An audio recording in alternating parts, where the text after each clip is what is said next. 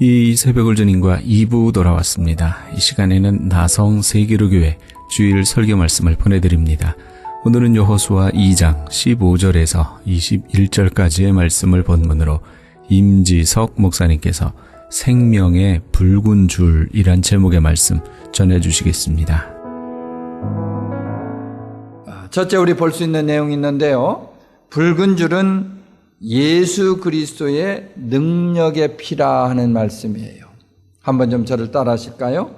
붉은 줄은 예수 그리스도의 능력의 피를 가리킵니다.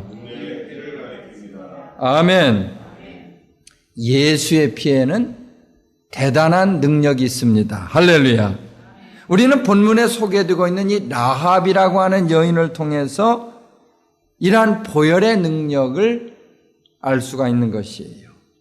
그녀는요, 원래 기생의 직업을 가진 그리고 이방 땅에서 살아가던 여리고 출신의 천하고 부도덕한 그런 여인이었습니다. 당시의 시대적인 상황으로 볼 때 그녀가 사람 취급을 받기도 쉽지 않은 그런 모습이었어요. 그러나 그녀가 붉은 줄을 붙잡음으로써 이스라엘 백성, 다시 말해서 하나님의 자녀가 될 수 있었다는 그런 말씀이에요. 아멘. 그뿐만이 아닙니다. 그녀는 마태복음 1장에서 보는 것처럼 예수님의 족보에도 오르게 되는 영광을 누리게 되었던 것이에요. 할렐루야. 예수의 보배로운 피, 한마디로 우리가 보혈이라 이렇게 얘기하는데, 이 보혈로 인해서 그녀의 신분이 바뀌어졌을 뿐만 아니라 영예를 누릴 수 있었던 사실을 믿으시면 한번 아멘 하시기를 바랍니다. 라합은 이와 같이 예수님의 피를 통해서 하나님의 놀라운 은혜와 능력을 덧입게 되었다는 사실 믿으시면 한번 아멘 하시기 바랍니다. 따라서 삶 가운데 나도 이와 같은 좀 능력을 체험하기를 원한다, 이렇게 생각되시는 분들이 있다면 이 시간 붉은 줄을 붙잡을 수 있어야 하는 것입니다. 아멘. 우리에게 생명의 줄이 되시는 예수를 붙잡기만 하면 인생의 성공을 이룰 수가 있습니다. 예수 안에는요, 생명을 살리는 능력이 있기 때문에 어떠한 삶의 어려움도 그 안에 있으면 반드시 이길 수가 있다, 그런 말이 되겠어요. 그러한 이유로 예수 안에 있는 사람은 삶에 찾아오는 어떠한 아픔과 고통 가운데도 자유할 수가 있습니다. 라합이 여리고성이 멸망하는 데에서 구원받을 수 있었던 것처럼 악한 세상으로부터 온전히 구원을 받을 수 있다고 하는 사실을 여러분 믿으시기 바랍니다. 주변에 보지만요, 세상에서 썩어 없어질 줄을 잡기 위해서 애를 많이 쓰는 사람들이 있습니다. 지난번, 그러니까 작년 말이죠, 본국에 대통령 선거가 있었는데요, 그때 전해 들은 이야기가 생각이 나고 있습니다. 많은 사람들이 대통령에 당선될 수 있다고 생각하는 유력한 후보들에게 찾아가서 줄을 대기 위해서 수단 방법을 가리지 않았다.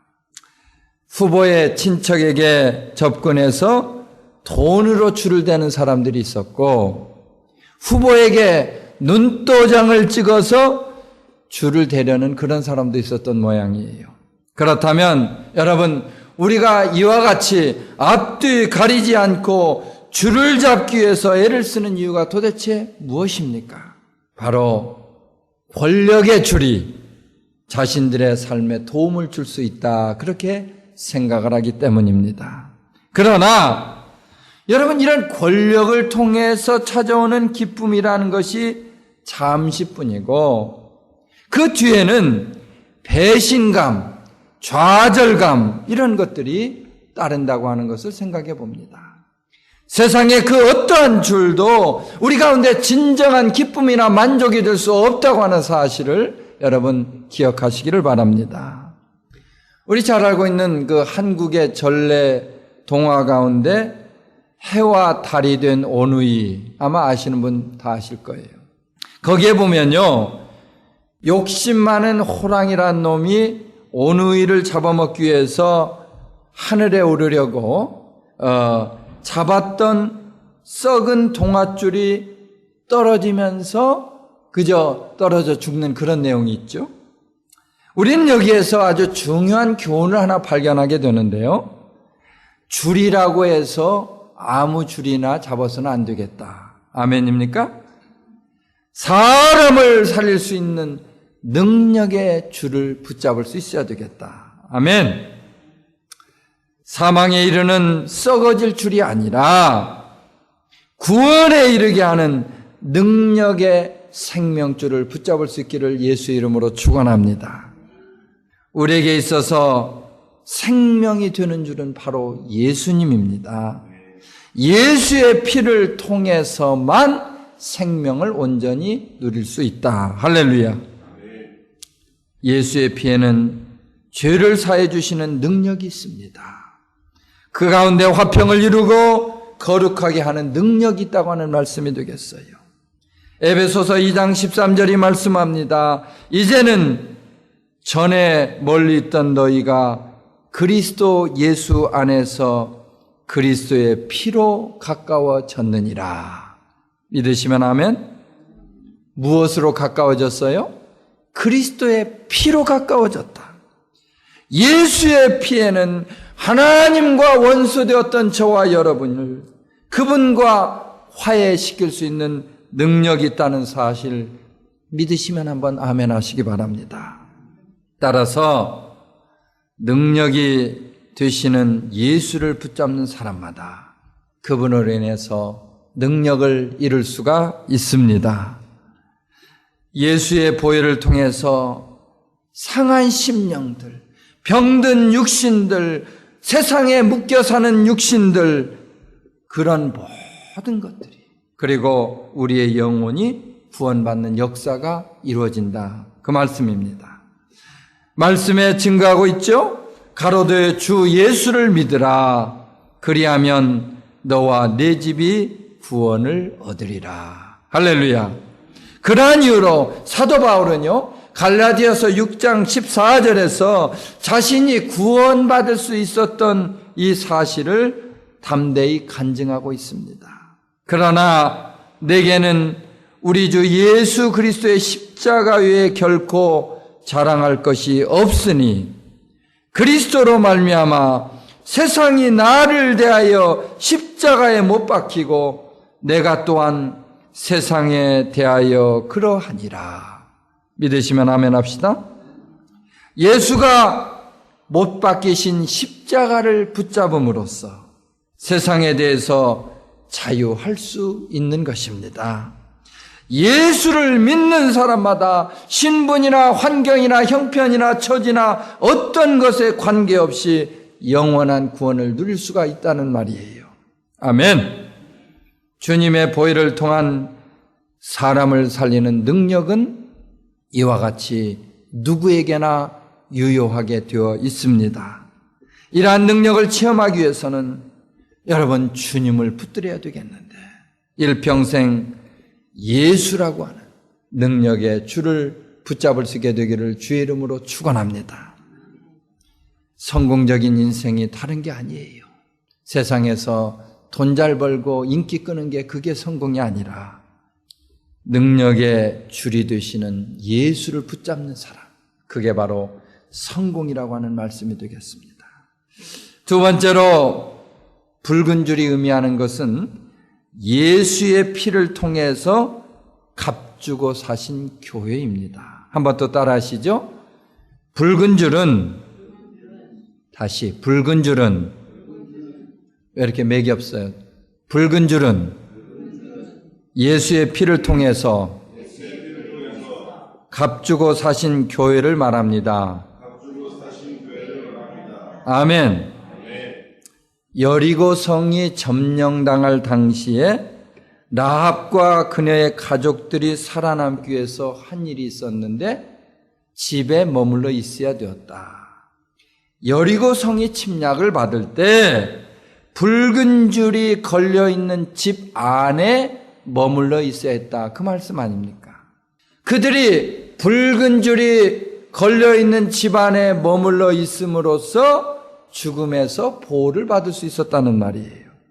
집 안에 머물러 있으면 살고 집 밖으로 나가면 죽었다. 그 말 아니겠습니까? 이 말은 영적으로 우리에게 아주 귀한 교훈이 되고 있는데, 교회에 남아있으면 생명을 구하지만 교회를 떠나가면 죽는다. 그 말 아니겠습니까? 주님이 피 흘려 사신 교회를 떠나 있는 사람은 절대로 구원에 이르지 못한다는 그런 말씀이 되겠어요. 따라서 시편 기자는요, 시편 73편 28절에서 이와 같이 고백을 하고 있습니다. 하나님께 가까이함이 내게 복이라. 내가 주 여호와를 나의 피난처로 삼아 주의 모든 행적을 전파하리로다. 아멘. 한번 좀 따라하시면 좋겠어요. 하나님께 가까이함이 내게 복이라. 내가 주 여호와를 나의 피난처로 삼아 주의 모든 행적을 전파하리이다. 아멘.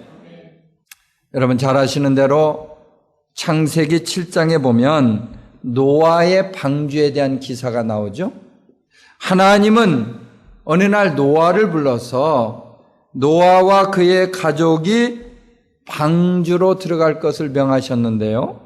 노아와 가족은 이러한 말씀에 순종함으로써 생명을 보존할 수 있었던 것이죠.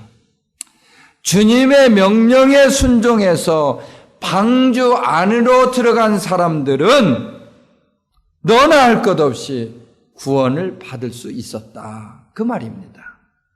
본문에 있는 붉은 줄이 걸린 라합의 집이나 창세기에 나오는 노아의 방주는 다 같이 교회를 상징합니다. 라합의 가족이나 노아의 가족이 예수 그리스도의 교회 안에 있을 때 살아남을 수 있었다. 그 말 아니겠습니까? 아무리 똑똑하고 잘생긴 사람도요, 그리스도 밖에 있으면 구원이 없습니다. 그러나 주님의 몸된 교회 안에 있으면 구원을 받게 된다. 그 누구를 막론하고 주님이 피로 값주고 사신 교회 안에 있을 때 구원을 이룰 수 있다고 하는 사실 믿으시면 한번 아멘 하시기 바랍니다. 간혹 보지만 교회의 존재를 부정하면서 교회가 필요 없다 이런 주장을 하는 사람들이 있어요. 기도원이나 이런저런 집회는 쫓아다니면서 지교의 회원이 되어서 주일 예배에 참석하고자 하는 그런 일에는 굉장히 소극적인 사람들이 있다는 말입니다. 심지어 교회 다닐 필요가 없다 이런 얘기를 하면서 교회와 관계없이 신앙생활을 하겠다는 사람들도 있습니다. 신앙생활은요, 여러분 독불장군식으로 혼자 사는 것이 절대로 아닙니다. 온전히 신앙생활을 하기를 원하신다면 생명의 붉은 줄이 드려져 있는 주님의 교회에 찾아와야 하는 거예요. 아멘. 교회 안으로 들어와야 그게 온전한 신앙생활이다. 교회 안에서 말씀을 배우고 안에서 예배를 드리고 안에서 교제를 나눌 때 신앙생활이 온전할 수가 있는 것입니다. 우리가 생명의 붉은 줄이 되는 교회에 머물러 있을 때 대적마귀가 절대로 우리를 함부로 할 수 없다고 하는 사실을 기억하시기를 바랍니다. 사랑하는 성도 여러분, 우리가 섬기고 있는 이 나성세계로 교회는 주님이 당신의 피를 값으로 지불하시고 사온 곳입니다. 이게 대단한 곳 아니겠어요? 이제 우리는요, 교회를 세우시고 자신의 피값을 치르시고 교회를 사오신 주님의 뜻에 순종해야 합니다. 그럼으로써 우리는 아름다운 공동체를 이룰 수가 있는 것이에요. 이 땅에 교회를 세우신 예수를 증거함으로써 잃어버린 세상을 구하는 일에 우리가 헌신할 수 있으면 좋겠어요. 그러한 의미에서 우리에게 허락해 주신 교회를 참으로 귀하게 여기시고 교회의 지체된 사명을 감당할 수 있기를 예수 이름으로 축원합니다. 주님이 피 흘려 교회를 세우시고 친히 교회의 머리가 되셨는데 이러한 사명을 감당하지 못한다면 우리가 무슨 의미가 있겠습니까? 주님이 그런 사람들이 모이는 교회를 들어 쓰실 수가 없는 것이에요. 우리 교회는요, 노아의 방주와 같은 역할을 해야 됩니다. 구원의 방주 역할을 감당함으로써 세상에서 방황하는 영혼들이 잘 볼 수 있도록 생명의 붉은 줄을 달아낼 수 있어야 한다는 말씀이에요. 주님을 떠났던 영혼들이, 그분과 관계없이 살아가던 영혼들이 그 방주 안으로 돌아오도록 사랑과 용서의 붉은 줄을 마음껏 드러낼 수 있게 되기를 예수 이름으로 축원합니다. 세 번째로 붉은 줄이 무엇을 의미하느냐? 보혈을 통한 구원의 증표가 된다. 그 말이에요. 한 번 더 크게 따라하십니다. 붉은 줄은 보혈을 통한 구원의 증표를 가리킵니다. 증표라는 건 심볼이죠, 심볼. 우리가 구원받았다는 심볼입니다. 불교에서는요, 살생을 금한다 하면서 사람에게 해를 끼치는 벌레까지도 죽이지를 않는다고 합니다. 아무리 하찮은 생물이라도 죽여서 피를 보는 것을 좋아하지 않는다, 그런 얘기를 하죠. 그러나 우리 기독교에서는 예수의 피를 통한 구원의 진리를 절대적으로 강조하고 있습니다. 우리가 예수의 피를 통해서만 죄사함을 받고 예수의 피를 통해서만 구원에 이룰 수 있다. 할렐루야. 주님이 흘리신 피가 없이는요, 절대로 죄사함을 받을 수가 없습니다. 그리고 구원에 이룰 수 없다는 그런 말이 되겠어요. 성경 66권을 가만히 보면 이 창세기에 나오는 아벨의 피 있죠. 아벨. 그 아벨의 피로부터 요한계시록에 나오는 어린 양의 피에 이르기까지 온통 피의 역사라, 그렇게 생각해 볼 수가 있어요. 어떤 사람이 자세히 계산을 해보니까요, 피를 통해서 선을 이루는 역사, 구원을 이루는 역사가 무려 성경에 430번이나 나온다, 그렇게 얘기를 합니다. 벌써 오래전 일입니다만 미국 영토인 괌에 있는 그 괌의 공항 인근에 칼기가 추락해가지고 많은 인명피해가 있었습니다. 그 여러 사람들 가운데는요, 부상자들이 대단히 많이 있었는데 그 부상으로 인해서 피를 많이 흘리게 되었어요. 그리고 그때 부상자들을 살리기 위해서 무엇보다도 중요한 것이 하나 있었어요. 다름이 아니라 죽어가던 사람들의 생명을 보존하기 위해서 바로 피를 필요로 했다. 피가 필요했던 것이죠. 피를 수혈함으로써 죽어가는 생명들을 살리는 그런 일이 가능했었다, 그런 말입니다. 피는 이와 같이 생명을 의미하고 있습니다.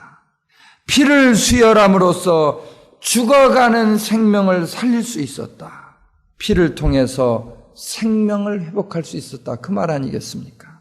그런데 한 가지 분명한 사실은 우리가 이러한 피를 가지고도 죽음에 처해 있는 사람을 영원히 살릴 수는 없다는 그런 말입니다. 다른 사람의 피를 수혈함으로써 얼마 동안은 목숨을 연장할 수 있을 것입니다. 그러나 그 피가 영원한 생명을 보존해주는 못한다, 그 말씀입니다. 어떤 사람이요, 한 번은 아주 특별한 꿈을 꾸게 되었어요. 그는 꿈에서 막 죽음에 쫓기고 있었는데 옆에 있는 도시에 가면 살 수 있다는 그런 생각이 오기 시작했어요. 그래서 그 도시를 향해서 막 가고 있는데 그와 그 도시, 목적지 사이에 큰 산이 가로놓여 가지고 더 이상 그 산을 넘어갈 수가 없었던 것입니다. 산을 기어 올라 보았지만 얼마 오르지 못하고 잡았던 손에 힘이 빠진 채 바닥으로 굴러 떨어지곤 했습니다. 이 산을 넘어서 저 도시에 가면 내가 살 수 있는데 여기서 죽어야 하다니 그는 한없는 절망감으로 울부짖고 있었습니다. 그런데 바로 그때 어디서인가 작은 피 한 방울이 그 산 위에 떨어지는 것이었어요. 그러자 떠오르는 태양 앞에 안개가 사라지는 것처럼 그 피가 산 위에 떨어지니까요. 산이 온데간데 없이 없어졌습니다. 그는 순간적으로 예수님의 피를 생각했어요. 아무리 내 인생에 거대한 산이 가로놓여 있다 할지라도 내 인생을 가로막는 죄가 주홍같이 붉게 물들어 있다 할지라도 예수의 보혈이 나의 죄를 이렇게 없애주는구나. 예수의 보혈이 나를 이렇게 구해주시는구나. 그걸 깨닫게 되었다. 그 말씀입니다. 우리에게 영원한 생명을 가져다주는 피는요, 바로 예수가 흘리신 보혈입니다. 그분이 십자가에서 흘리신 보혈은 인류가 죄로부터 사함을 받는 약속의 피가 되고 있어요. 따라서 사도 요한은 요한일서 1장 7절에서 이렇게 말씀을 합니다. 그 아들 예수의 피가 우리를 모든 죄에서 깨끗하게 하실 것이요. 아멘 합시다. 그 아들 예수의 피가 우리를 모든 죄에서 깨끗하게 하실 것이요. 예수의 피가 우리를 죄 가운데 깨끗하게 해주신다. 그 말씀 아니겠어요? 하늘이 아무리 지저분하고 이 땅이 아무리 더러워도 눈이 오면 깨끗하게 덮여지는 것처럼 예수의 피는 우리를 모든 죄 가운데서 덮어 주실 수가 있습니다. 그런가 하면 요한계시록 1장 5절은요, 예수의 피가 우리를 죄에서 자유케 해주신다. 해방시켜 주신다. 그렇게 말씀을 합니다. 예수의 피가 아니고는 이 세상 그 무엇으로도 죄에서 자유할 수 없습니다. 예수가 십자가 위에서 흘리신 그 피로 말미암아 우리가 죄 안에서 사함을 받지 않았습니까? 예수가 흘리신 피로 말미암아서 죄로 인한 고통에서 자유 누릴 수 있지 않았습니까? 이것은 죄 사함을 얻게 하려고 많은 사람을 위하여 흘리는 바 나의 피 곧 언약의 피니라. 그러한 이유로 예수가 십자가에서 흘리신 그 보혈만이 우리를 죄에서 영원히 구원하실 수 있는 붉은 피, 붉은 줄이란 사실을 믿으시면 한번 아멘 하시기 바랍니다.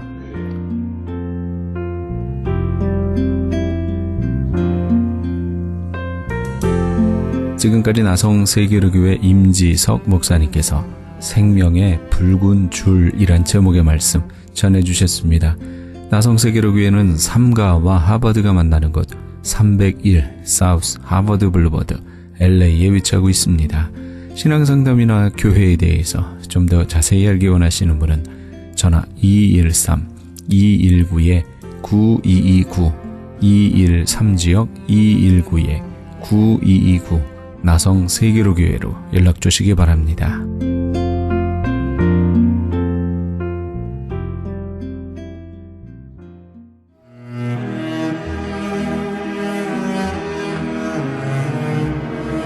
크리스천 헤럴드는 신문과 라디오는 물론 TV, 인터넷을 통해 예수님의 복음을 가장 멀리, 가장 많이 전하는 종합 미디어입니다.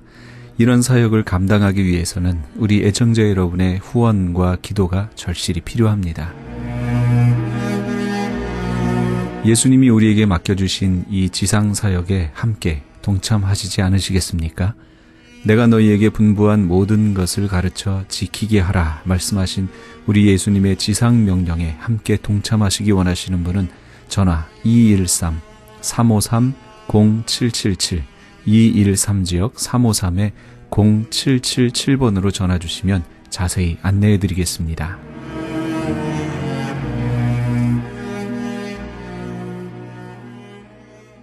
지금 여러분께서는 AM 1650과 인터넷을 통해 미 전역과 전 세계에서, 하와이에서는 AM 1540으로 방송되는 크리스찬 헤럴드의 이 새벽을 주님과 2부 함께하고 계십니다.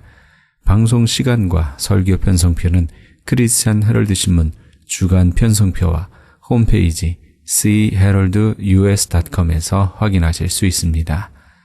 계속해서 주님의 영광교회 주일 설교 말씀을 보내드립니다. 오늘은 마태복음 9장 27절에서 31절까지의 말씀을 본문으로 신승훈 목사님께서 맹인들의 눈을 뜨게 하신 예수님이란 제목의 말씀 전해주시겠습니다. 나는 저와 여러분이 예수님 이야기를 계속 전하는 자가 되시기를 주의 이름으로 축원합니다. 누군가가 전해줬기 때문에 맹인들은 예수님 얘기를 알고 있었어요. 예수님 하나님의 아들이래. 엄청난 기적을 나타내고 그분 만나면 인생이 바뀐대. 새로운 삶을 산대. 얘기를 잘 들은 거예요. 근데 이 맹인들은 예수님 얘기를 듣고 있었어요. 근데 마침 그날 누군가가 얘기하는 거예요. 예수님이 지나가신대. 또 얘기를 들었어요. 예수님이 지나가신대. 그분이 지나가신대. 그러니까 그들이 소리를 지르는 거예요. 주님, 우리를 불쌍히 여겨 주시옵소서. 주님은 사랑의 주님이신 줄로 믿습니다. 근데 그 주님 향하여 불쌍히 여겨달라고 얘기하는 거예요. 그러면서 다윗의 자손이요 외칠 때에 사람들이 얘기합니다. 잠잠해, 시끄러. 왜냐하면은 그 당시 말씀드린 대로 이 맹인들은 거지들이에요. 거지가 떠드니까 오늘날 거지 떠들어도 못하게 하듯이 그 당시에 거지가 떠드니까 그렇게 또 맹인이 떠드니까 시끄러, 떠들지 마. 너네들이 나설 그런 대목이 아니야. 그래가지고 얘기를 못하게 합니다.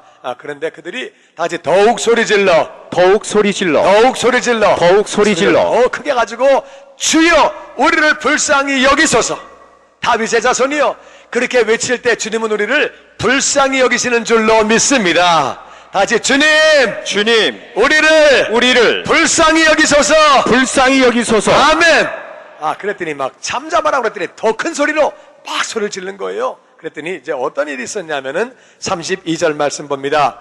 예수께서 머물러 서서 그들을 불러 이르시되 너희에게 무엇을 하여 주기를 원하느냐? 이르되 주여 우리 눈뜨기를 원하나이다. 같이 읽죠. 예수께서 불쌍히 여기사 그들의 눈을 만지시니 곧 보게 되어 그들이 예수를 따르니라. 아멘. 예수님이 가시다가 막 소리가 너무 시끄럽고 크니까 예수님이 쓰셨어요. 쓰셔가지고 그들을 부르시는 거예요. 불러가지고 말씀하십니다. 너희에게 무엇을 하여 주기를 원하느냐? 물어보시는 거예요. 당연히 정상되기 원하고 고침받기 원하겠죠. 그런데 물어보시는 거예요. 뻔한 질문을 물어보시는 거예요. 예수님 왜 물어보시느냐? 우리는 구체적으로 우리가 구할 것을, 우리가 필요한 것을, 우리가 아뢰할 것을 하나님 앞에 아뢰어야 하는 줄로 믿습니다. 구체적으로 필요한 것을 아뢰려는 거예요. 구하려는 거예요. 왜냐하면은 대충 구해가지고 대충 오면 이것이 하나님이 하신 것인지 표시가 안 나기 때문에 하나님은 확실하게 네가 구체적으로 구하라고 말씀하시는 거예요. 그래가지고 내가 뭘 해주길 원하니? 그랬더니 그들이 우리가 눈뜨기를 원합니다. 우리의 눈이 뜨여지기를 원합니다. 그렇게 아주 정확하게 고백을 한 거예요. 그러니까 예수님이 불쌍히 여기시면서 다시 불쌍히 여기사, 불쌍히 여기사, 불쌍히 여기사, 불쌍히 여기사. 여러분, 시각장애인으로 사는 것은 쉬운 일이 아니에요. 오늘날은 장애인의 이 권익이 많이 그렇게 향상되었고 인격적으로 존중을 받고 살지만 옛날에 2000년 전에 그 옛날에는 이 장애인들이 어려움을 많이 당했어요. 우리 50년 전만 해도 한국에서 장애인들은 이렇게 많이 어려움 당하고 오늘날도 어려움을 당합니다. 그 옛날에는 장애인은 집에서요 밖으로 내놓지도 않고 숨기고 그리고 집안이 무슨 벌을 받은 것처럼 쉬쉬쉬하고 사람 취급받지 못하고 그랬어요. 그러니까 이들이 그 당시 시각장애인이 무슨 직장을 가졌겠어요? 먹고 살 길이 있겠어요? 여러 가지 어렵겠죠. 동양에서 먹고 사는데 그것도 얼마나 어렵겠어요. 그러니까 정말 어려운 사람이죠. 그들을 불쌍히 여겨달라고 얘기할 때 예수님이 불쌍히 여기시면서 사랑이 많으신 주님이니까 그들을 불쌍히 여기시면서 눈에다가 안수하셨어요. 안수했더니 곧 보게 되는 거예요. 할렐루야! 예수님은 사랑의 주님이시며 능력의 주님이신 줄로 믿습니다. 그러니까 안수하자마자 그 자리에서 눈이 뜨여지게 되고 곧 보게 되어서 예수님을 따라가게 된 거예요. 얼마나 감사한 일인지. 우리가 우리를 불쌍히 여겨달라고 간구하면 우리를 불쌍히 여기시고 기도를 응답해 주시는 줄로 믿습니다. 근데 그 자리에서 곧 보게 되어서 안수하자마자 곧 보게 되어서 그런 일이 있었는데 또 마가복음 8장에는 조금 다른 사건이 나옵니다. 우리 한번 같이 교독해서 보죠. 베세다의 이름에 사람들이 맹인한 사람을 데리고 예수께 나와 손대시기를 구하거늘 예수께서 맹인의 손을 붙잡으시고 마을 밖으로 데리고 나가사 눈에 침을 뱉으시며 그에게 안수하시고 무엇이 보이느냐 물으시니. 아멘. 아까의 경우는 마태복음 20장은 지금 맹인들이 자기가 예수님의 소문을 듣고 예수님 지나가신다는 말씀을 듣고 자기들이 소리를 지른 거예요. 이번에는 맹인이 소리를 지른 게 아니라 베세다 지역에서 사람들이 맹인한 사람을 데리고 예수님께 온 거예요. 그러니까 사람들이 지금 데리고 맹인이 자기가 나온 게 아니라 사람들이 데리고 온 거예요. 데리고 와가지고 예수님 안수 한번 좀 해주시죠. 예수님 안수 좀 해주세요. 그렇게 이제 부탁을 했더니 예수님이 맹인의 손을 붙잡고 마을 밖으로 나가시는 거예요. 그러니까 맹인은 혼자 못 가니까 예수님이 맹인의 손을 잡으시고 날 따라와라. 그리고 이제 데리고 마을 밖으로 나가시는 거예요. 그리고 눈에다가 침을 뱉으시는 거예요. 좀 더럽지요? 내가 내 침 발라도 좀 거시기 한데 예수님이 예수님 침을 바르시니까 좀 그렇지요. 침을 바르신 거예요. 그리고 안수하신 다음에 그냥 딱 나으면 좋겠는데 예수님이 뭐 좀 보이니? 그리고 물어보시는 거예요. 예수님이 조금 믿음이 없어 보이지요? 뭐 좀 보이냐? 낫냐고 그러신 게 아니라 뭐 좀 보이냐? 뭐 좀 보여야 되는데 너 좀 뭐 좀 보이냐? 그리고 이제 그렇게 말씀하시는 거예요. 이게 지금 예수님이 왜 이 사람을 마을 밖으로 데려 나가셨을까? 왜 눈에다가 침을 뱉으셨을까? 그리고 왜 뭐 좀 보이냐고 이렇게 물어보셨을까? 이 사람은 자기가 나온 게 아니라 사람들이 데리고 나온 거예요. 따라와봐. 글쎄 예수님 만나면 네 삶이 바뀌어진다니까 따라와봐. 아이 왜 그래요? 귀찮게 나 힘든데 난 안 가고 와봐. 이렇게 따라간 거예요. 따라갔는데 하여튼 그래가지고 예수님 안수 좀 한번 해주세요. 안수 좀. 그래가지고 이제 그렇게 된 거예요. 예수님이 보실 때 이 사람은 그렇게 믿음이 충만한 사람이 아니죠. 그러니까 데리고 마을 밖으로 나가시는 거예요. 마을 밖으로 나가셔서 그것도 밖에서 나가서 하시는 이유가 있고 눈에 왜 침을 맡으셨느냐? 이 사람은 예수님에 대해서 들어본 적이 없는 사람이에요. 그러니까 다른 사람이 데리고 왔지요. 들어본 적이 있으면 나 좀 데려가 주세요. 나 좀 데려가 주세요. 나 예수님 좀 만나게 해주세요. 그랬을 텐데 사람들이 데리고 왔기 때문에 이분은 예수님이 누군지를 잘 모르는 사람이에요. 그리고 지금 예수님께 사람들에 의해서 나오게 된 사람이에요. 그리고 예수님에 대해서 들은 적이 없다 그 말이에요. 예수님 누군지 잘 모르는 거예요. 그런 상황에서 예수님은 예수님이 이 영혼을 얼마나 사랑하시는지, 그러니까 제 생각이 맞으면 마을 밖으로 데리고 나가시면서 사랑으로 손을 꼭 잡아주시고 내가 하나님의 아들인데 뭐 그런 말씀하셨는지는 모르겠지만 무언가 말씀을 전하셨겠죠. 말씀을 전하시면서 그렇게 이제 믿음을 갖게 해주시고 손을 꼭 잡으시면서 데리고 나가신 다음에 그 사람에게 내가 너를 사랑한단 말이에요. 내가 너를 정말 사랑하고 내가 너를 위해서 기도하는데 이 사람이 믿음이 충만하면 그냥 안수기도 하면 될 텐데 믿음이 없는 사람이니까 예수님이 내가 너를 사랑하고 내가 너의 눈을 위해서 무언가를 한다고 하는 것을 보이시기 위해서 그래서 예수님이 사랑으로 침을 발라주시면서 계속 침을 문질러 주시면서 사랑으로 그렇게 무언가 행동으로 믿음을 갖게 하시려고 내가 너에게 지금 무언가 하고 있다. 내가 너에게 무언가 하고 있다. 그러니까 우리가 이렇게 이제 뭐 병원 가가지고 주사 한 대 맞으면은 더 이렇게 믿음이 확 생기고 낫다는 생각이 들듯이 그래서 하여튼 뭐 그래서 그러셨는지 예수님이 하여튼 침을 바르시면서 사랑의 행동을 계속 그렇게 무언가 내가 너를 위해서 하고 있다고 하는 그런 행동을 그렇게 하신 거예요. 그런 다음에 예수님이 뭐가 보이냐고 물어보셨어요. 그냥 날지어다 그게 아니고 보일지어다 그게 아니고 그 사람을 향해서 이렇게 뭐가 보이냐고 물어보셨더니 반응이 24절에 이렇게 나옵니다.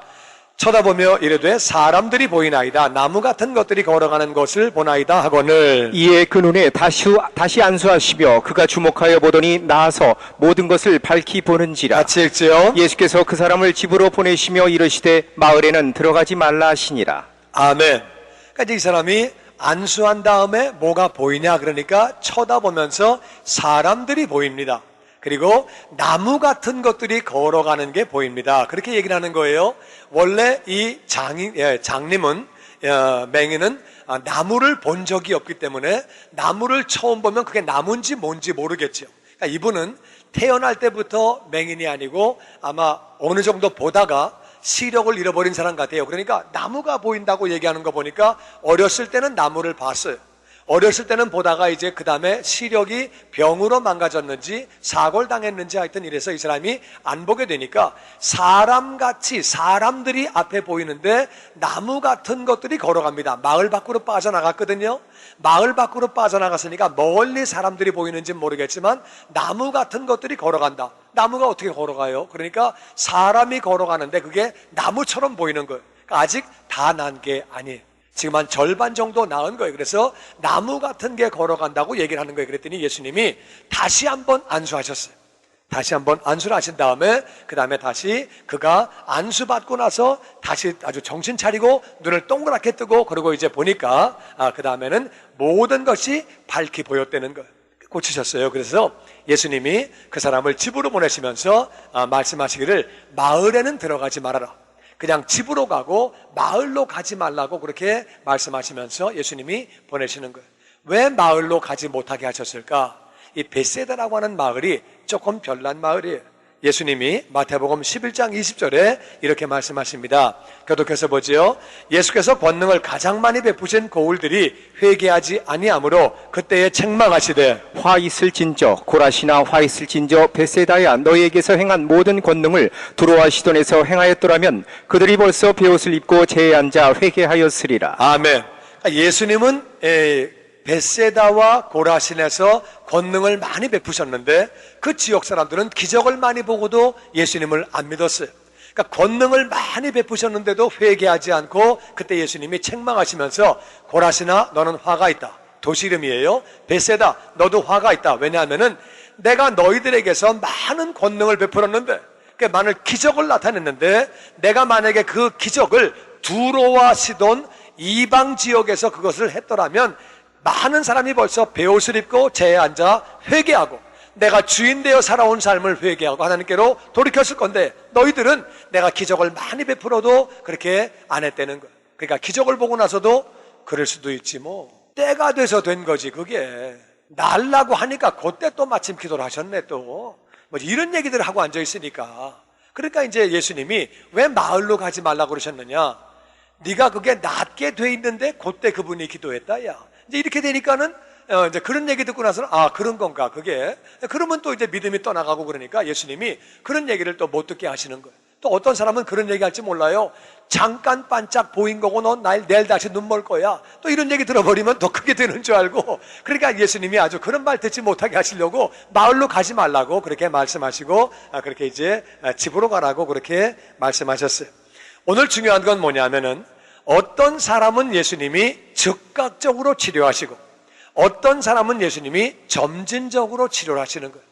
오늘 뭐 정확하게 성경에는 안 나와 있지만 제 생각에는 믿음이 있어가지고 어떤 사람은 즉각적으로 치료하시고 어떤 사람은 믿음이 약했기 때문에 또 이렇게 점진적으로 치료하셨다고 저는 그런 관점으로 봤는데 그건 꼭 그렇지 않을 수도 있어요. 그건 제가 보는 관점이고 그건 다르게 볼 수도 있어요.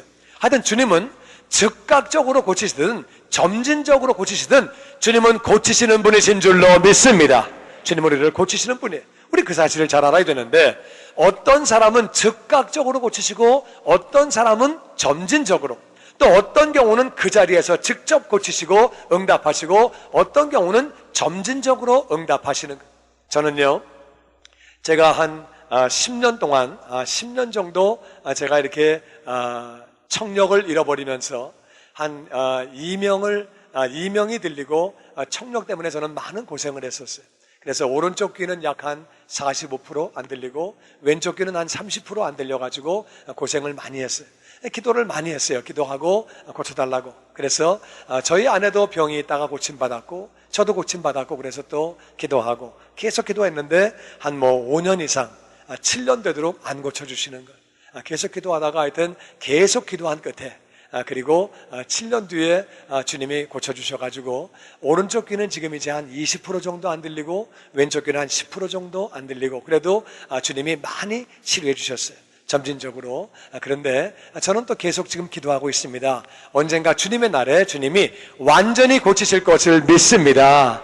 믿음 가지고 계속 바라보면서 고침받을 것을 바라보고 믿음으로 나가는 것. 근데 어떤 경우는 왜 이렇게 점진적으로 고치시느냐? 저는 제가 이렇게 오랫동안 이렇게 병 고침을 받으면서 기도하면서 제가 좀 더 겸손할 수 있었고 그리고 저는 장애인들의 어려움을 하나님의 은혜로 깨달을 수 있었어요. 그래가지고 우리 교회에서 장애인 사역을 하게 되었고 장애인에 관한 관심을 갖게 되었고 더 많이 돌아보게 되었고 저에게는 참으로 그것이 다 은혜였어요. 그래가지고 하나님 앞에 더 많이 나가게 되고 우리는 때로는 점진적으로 우리를 고치시는 게 꼭 나쁜 것만이라고 생각하지 않고 하나님이 필요하시기 때문에 점진적인 고침도 허락하시나 중요한 것은 뭐냐? 주님은 점진적으로 하시든 즉각적으로 하시든 우리의 기도를 응답하시고 우리를 고쳐주시는 분이신 줄로 믿습니다. 그래서 점진적으로 고칠 때는 욥기서 23장 10절 말씀 보면 다 같이 우리 한번 읽어보죠. 욥기서 같이 읽어봅니다. 시작. 그러나 내가 가는 길을 그가 아시나니 그가 나를 단련하신 후에는 내가 순금같이 되어 나오리라. 아멘. 나를 순금같이 뽑으시려고 어떤 때는 점진적으로 나를 순금과 같이 뽑아서 존귀한 자를 만드시려고 그리고 사명을 감당하게 하시려고 내가 당하는 환난을 통해서 다른 사람을 위로하게 하시고 사명 감당하게 하시려고 우리에게 점진적인 치료도 그렇게 허락해 주시는 거예요. 중요한 것은 주님은 우리를 치료하신다는 거예요. 그분은 점진적으로 하든 그분은 즉각적으로 하든 우리를 치료하시는 분이에요. 예수님이 이 땅에 오셔서도 열심히 병을 고치셨어요. 마태복음 8장 16절 말씀에 우리 같이 교독해서 보지요. 저물매 사람들이 귀신 들린 자를 많이 데리고 예수께 오거늘 예수께서 말씀으로 귀신들을 쫓아내시고 병든 자들을 다 고치시니 이는 선지자 이사야를 통하여 하신 말씀에 우리의 연약한 것을 친히 담당하시고 병을 짊어지셨다 함을 이루려 하심이더라. 아멘. 저물었다는 말은 그날이 안식일이었다 그 말이에요.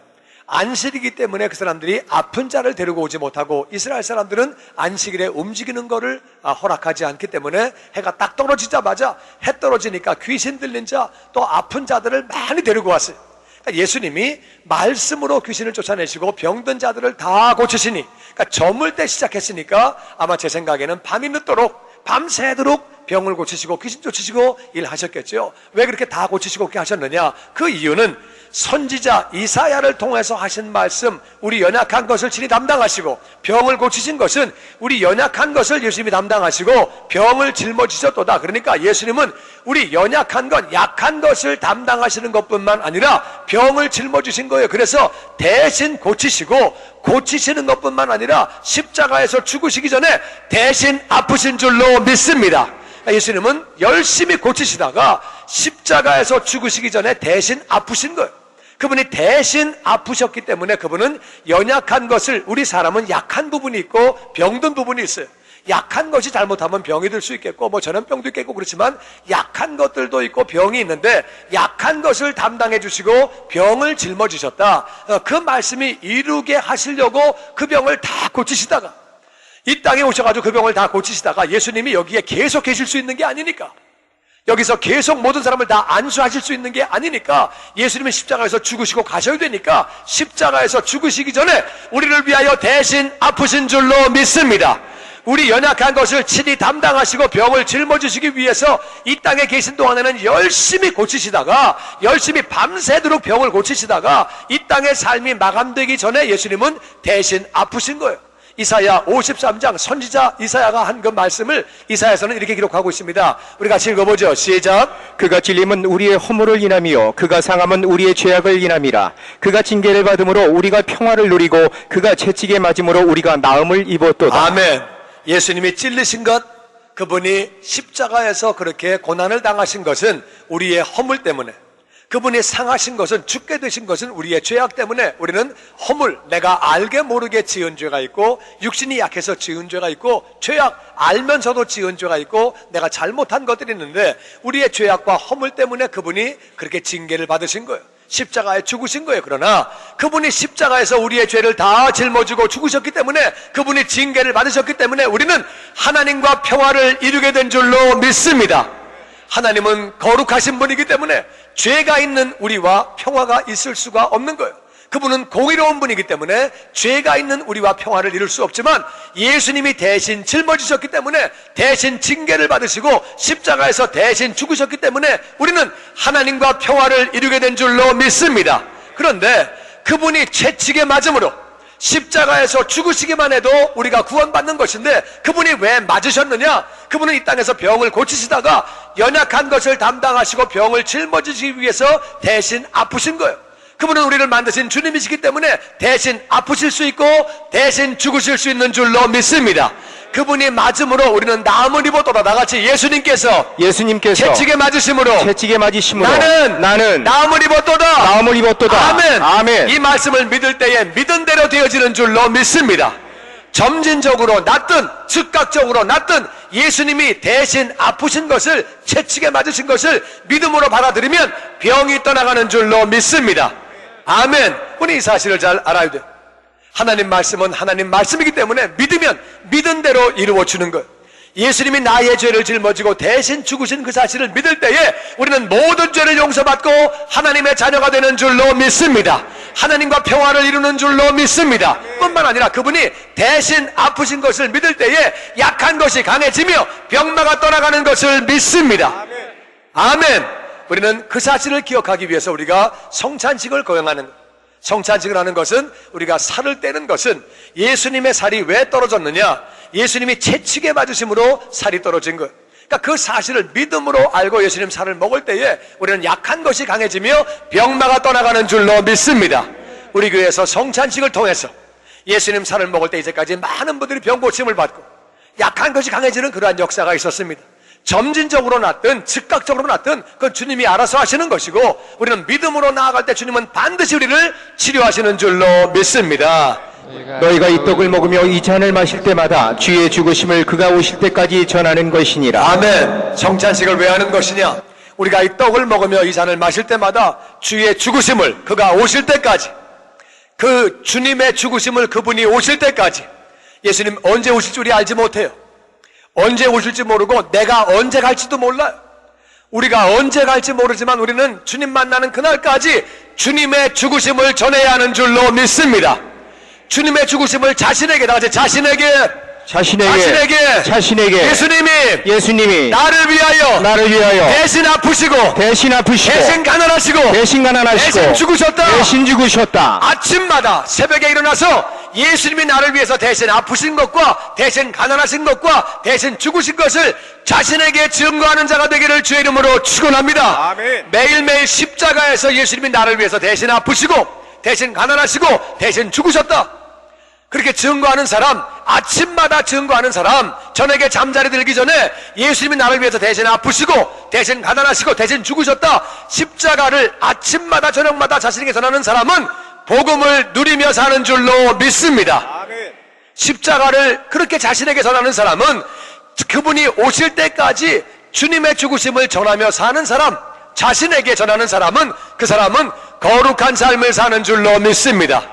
예수님이 내 죄를 짊어지고 죽으셨는데, 대신 죽으셨는데, 이제는 내가 거룩한 자가 되기 위해서 노력을 하고 하나님의 은혜로 점점점 거룩한 자가 되어지는 거예요. 뿐만 아니라 예수님의 죽으심을 전하는, 나에게 전하는 사람은 이웃에게도 전하게 되는 줄로 믿습니다. 전도하게 되는 거예요. 왜냐하면 예수님 믿기만 하면 구원받으니까, 예수님만 믿으면 구원받으니까 예수님을 전하며 복음을 전하며 전도하고 선교하는 심령 되는 줄로 믿습니다. 뿐만 아니라 예수님의 죽으심을 전하는 그 사람은, 자기에게 전하는 그 사람은 그 은혜가 너무도 감사해서 봉사하게 되고 헌신하게 되고, 나 같은 죄인 구원받은 거 너무 감사하고, 그분이 대신 아프시고 나의 약한 것을 담당하시고 나의 병마를 짊어지시고 병을 짊어지시고 대신 아프신 것이 얼마나 감사한지, 대신 가난하셔서 나를 부유하게 하신 것이 얼마나 감사한지, 대신 죽으신 것이 얼마나 감사한지 그것이 감사해서 헌신하며 봉사한다 그 말이에요. 나는 저와 여러분이 예수님의 그 죽으심을 주님이 오실 때까지 자신에게도 전하고 이웃에게도 전하는 그러한 성도가 다 되시기를 주의 이름으로 축원합니다.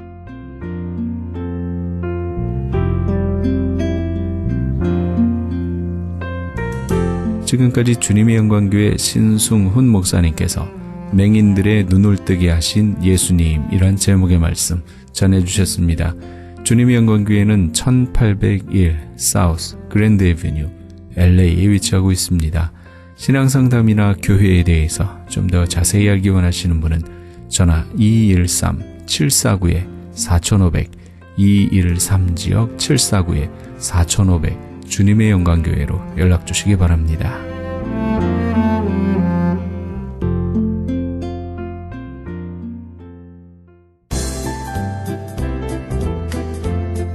CHB 건강 칼럼.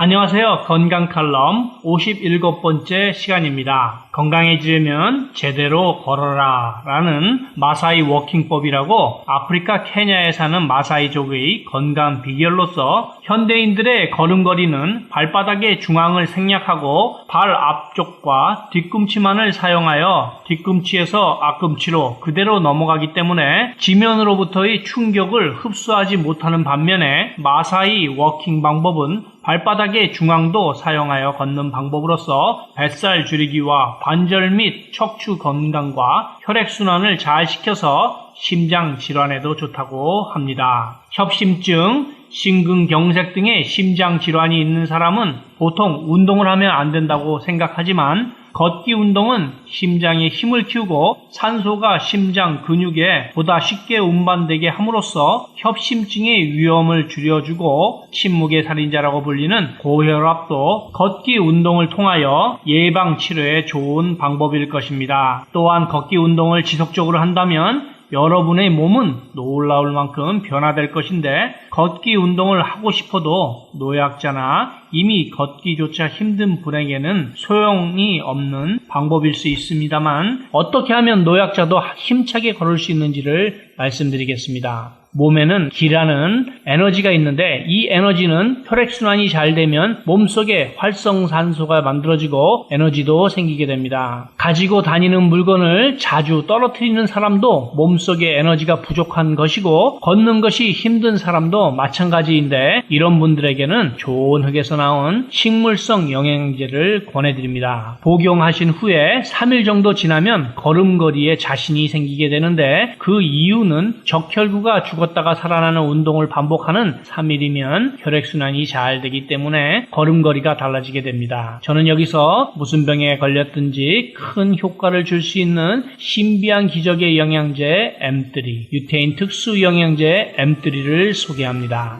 무료 건강 상담과 기적의 영양제 M3에 관한 문의는 213-435-9600번 213-435-9600입니다. 감사합니다.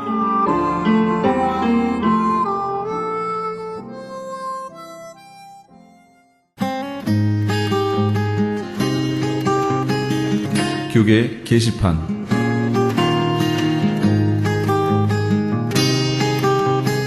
(2013년) 축의 미주 퓨리탄 컨퍼런스가 이용규 목사가 담임으로 심호하는 동부장로교회에서 있습니다. 퓨리탄 신앙유산과 교회 개혁이란 주제로 열리게 되는 이번 컨퍼런스의 강사는 PARSC 총재인 이완재 박사입니다.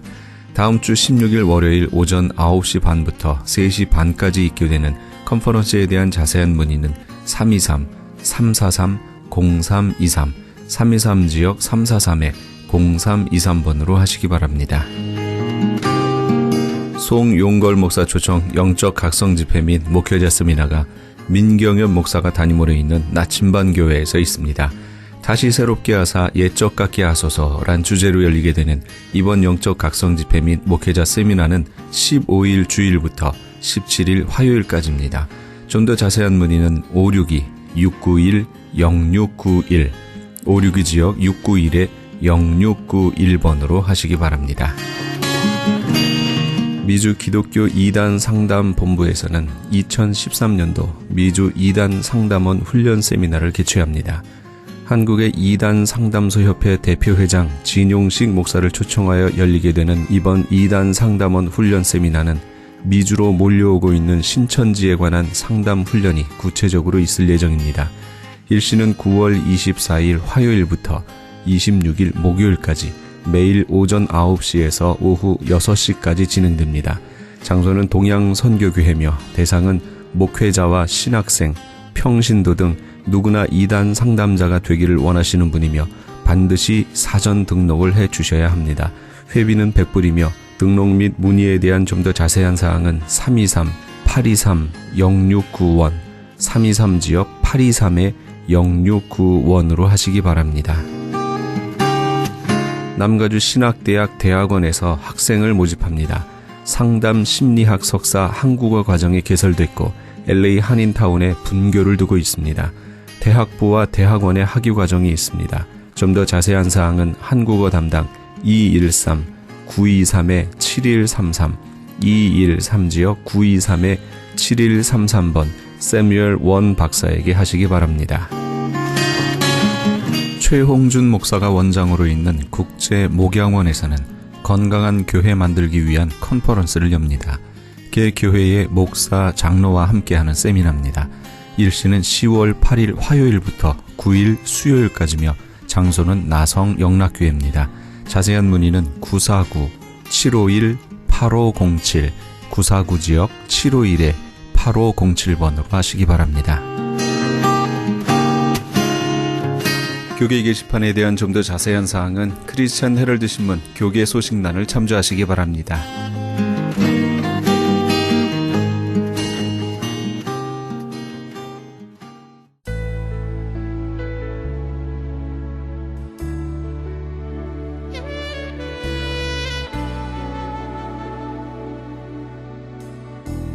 자전거를 처음 배우는 사람들은 수도 없이 넘어짐을 반복하며 결국 자전거를 배우게 됩니다. 그런데 자전거를 넘어지지 않게 하는 방법은 의외로 쉽습니다. 넘어지는 방향으로 핸들을 돌리고 페달을 더 밟는 겁니다. 그런데 자전거를 처음 배우는 사람들은 무서움에 페달 밟는 것을 멈춰버립니다. 그래서 결국 넘어지고 마는 겁니다. 우리가 하나님 나라를 향해 가다 보면 우리를 넘어뜨리려고 하는 삶의 시험들이 얼마나 많은지 모릅니다. 그런데 이런 우리를 넘어뜨리는 시험 앞에서 신앙의 전진을 포기하거나 소홀히 하게 되면 우리는 시험에 빠져 신앙이 정체되고 결국에는 쓰러지고 말 겁니다. 그리스도인에게 중단은 곧 퇴보를 의미합니다. 시험이 닥치거나 어려운 일들로 고심할 때라도 여전히 우리의 신앙생활은 변함이 없이 믿음의 페달을 밟고 전진해야 합니다. 혹시 자신이 믿음의 페달을 놓고 있었음을 알게 되셨습니까? 지금부터 다시 밟으면 됩니다. 믿음의 페달을 힘껏 밟고 출발하시는 그런 하루 되시기 바랍니다. 이 프로그램은 먹노노미온 TM 포뮬러를 취급하는 효과적 교류 소문난 내처 영양제 센터와 이민법을 전문으로 하는 김한주 변호사 사무실에서 도움 주셨습니다.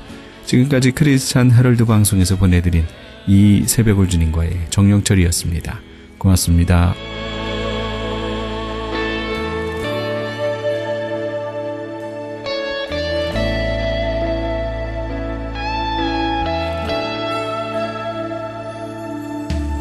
우리 주 위에 죽으신 주 십자가 그 사랑 감사하네. 날마다 주의 형상대로 변화되리라. 십자가